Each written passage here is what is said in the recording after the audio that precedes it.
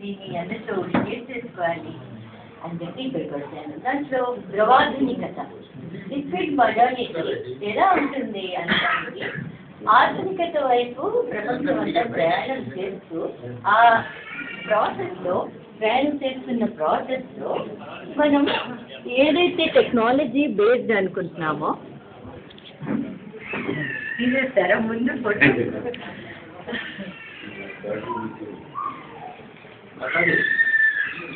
Photo తీసుకుంటే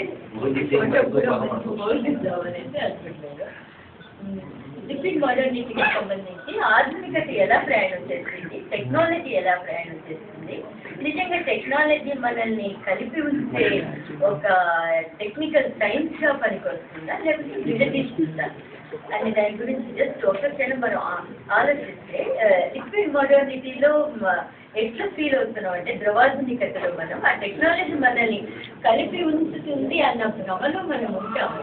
at the same time technology మనల్ని వేరు చేస్తుంది.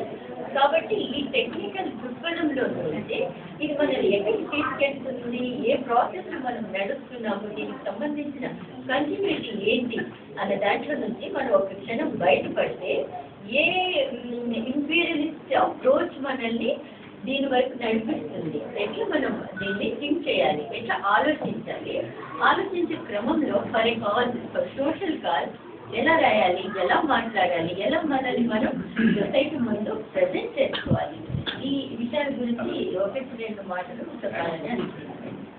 అయితే ఈ ప్రాసెస్లో మట్టితో మనిషికి ఉన్న సంబంధం అంటే టెక్నాలజీ అనుకోండి, గ్లోబలైజేషన్ అనుకోండి, at the same time imperialist approach అనుకోండి, ఇంకా ఎక్కువగా చెప్పుకోవాలంటే మార్కెట్ ఎకానమీ, మార్కెట్ ఎకానమీ అనుకోండి, ఇవన్నీ కలిసి ఎట్లా మన చేత ఒక రైటర్ చెప్పి ఎట్లా రాయిస్తున్నాయి, ఒక రైటర్గా మనం ఎట్లా ఫీల్ అవుతున్నామో, సామాజిక బాధ్యత పట్ల ఏ మేరకు మనం క్వశ్చన్స్ మన ముందు ఉంటాయి. అయితే వీటికి సంబంధించి మనం రాస్తున్నప్పుడు ఏ నైతిక నైతిక విలువలు exactly but social norms, social sciences కు సంబంధించి సోషల్ నార్మ్స్ గురించి కూడా ఒక క్షణం మనం థింక్ చేస్తే ఈరోజు సోషల్ సైన్సెస్ కు సంబంధించిన క్వశ్చన్ మన ముందు లేదు. ఎక్కడ కూడా యూనివర్సిటీస్ లో కూడా సోషల్ సైన్సెస్ చదవాలి, సోషల్ సైన్సెస్ ని మనము అబ్జర్వ్ చేసుకోవాలి, సొసైటీని అర్థం చేసుకునే ప్రాసెస్ వైపు పయనించకుండా సొసైటీని అర్థం చేసుకుంటేనే ఒక ఇది మనకు వస్తుంది. అందుకని ఆ సోషల్ సైన్సెస్ నుంచి మనల్ని మనం దూరం చేసేసుకుంటే అట్లాంటి వినిపిస్తుంది చిన్న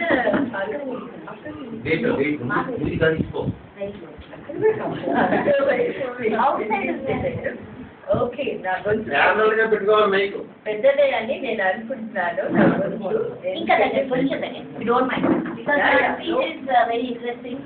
You want to hear it without missing one word. Okay, sure. It's a great honor for me. At least you might find it later. I don't know that. Okay. So ఈ శాసిస్తున్న ఈ మార్కెట్ ఎకానమీ గురించి ఎట్లా feel అవుతున్నాం మనం, ఎట్లా దేని గురించి ఆలోచిస్తున్నాం, మన ఆలోచనల నేపథ్యం ఎటువైపు ప్రయాణం చేస్తుంది, అట్లనే ఎట్ ద సేమ్ టైం ఏ అక్షరాలు మనం కోరుకుంటాం, ఎట్లా రాయాలని మనం కోరుకుంటున్నాం, అలాగే మనం రాసింది ఏ సమూహాన్ని కలిపి ఉంచే ప్రయత్నం చేస్తుంది మన అక్షరాలు. జస్ట్ అంతవరకు థింక్ చేసుకుంటే సో నేను అనుకుంటున్నది ఈరోజు మనిషిని వేరు చేసే ఒక ప్రాసెస్ని ఈ ఎకనామిక్ గ్లోబలైజేషన్ ఇంపీరియలిస్టిక్ అప్రోచ్ మనకు ఇచ్చింది. కాబట్టి అది ఒక ప్రాసెస్ లాగా ఒక స్ట్రాటజిక్ అప్రోచ్ తోటి అది జరుగుతూ ఉంది.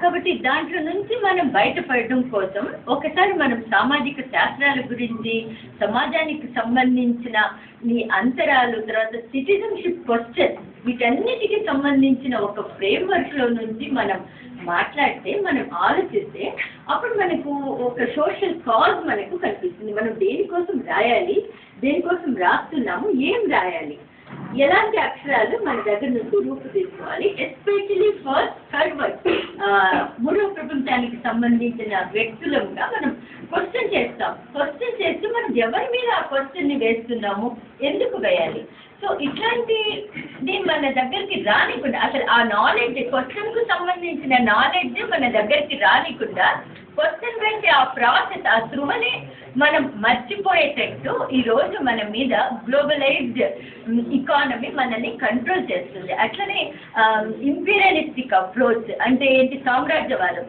ఎట్లా చిన్న దేశాల దగ్గర నుంచి వాళ్ళ ఎకానమీ నుంచి వాళ్ళని దూరం చేయాలి, అది ఎప్పటి నుంచి జరుగుతుంది, ఈరోజు కొత్తగా చెప్పుకునే ప్రాసెస్ కాదు.